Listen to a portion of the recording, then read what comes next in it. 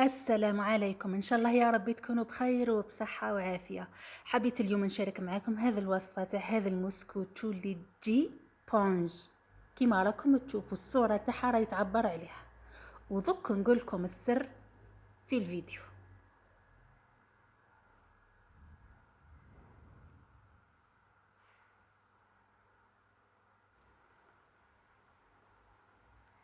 كسرت هنا 3 بيضات متوسطين في الحجم، وضفت كاس سكر، كاس ناقص 2 صباع تاع الزيت، وكاس حليب.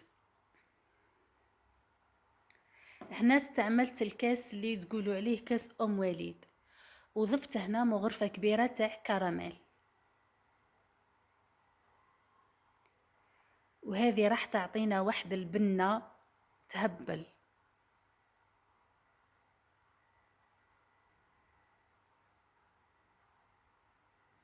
وزدت رشة ملح.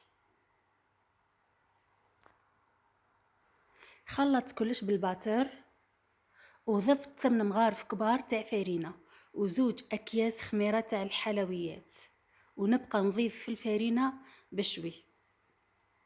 خلطت هنايا مليح،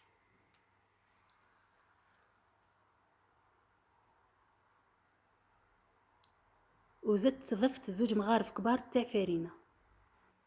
زدت هنايا مغرفة، لقيت الخليط مازال يحتاج، زدت مغرفة واحدة أخرى، يعني الخليط هز لي 12 مغرفة كبيرة تاع فرينة. وهذا هو السر. شوف، ماشي في 12 مغرفة تاع فرينة، شوفوا كي كتبت رقم 8 على الخليط كيما راكم تشوفوا. شوفوا كي كتبت رقم 8، شوفوا كي يزرب يروح يعني يختفي ثمثم، معناتها الخليط مازال يحتاج. وكي ما يزربش يختفي كيما راكم تشوفوا كي كتبتو هنا ما زربش راح، معناتها هنا خلاص ما تزيدوش الفرينة. وهذا هو السر. ان شاء الله يا ربي تكونوا فهمتوني. رشيت هنا الفرينة في المول، وحطيت فيها الخليط وحطيته يطيب في الفور.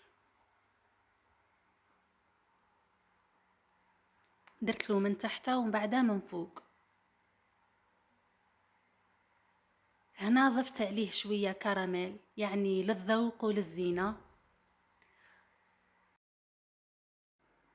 وهنا درت 2 مغارف كبار تاع سكر كلاصي، ودرت شوية قهوة، ودرت 2 مغارف كبار تاع الكراميل، وزدت ضفت عليهم كاس بتاع التاي تاع الحليب. خلطت الخليط مليح وصفيته في الصفاية، ومن بعد سكبته على المسكوتشو.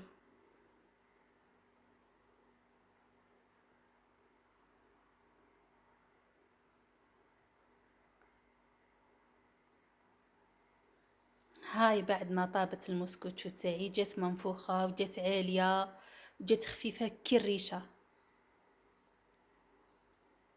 المهم كيما قلت لكم سكبت عليها الخليط ورشيت عليه شوية تاع قهوة.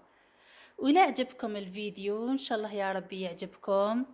ماذا بكم جيم واشتراك، والسلام عليكم.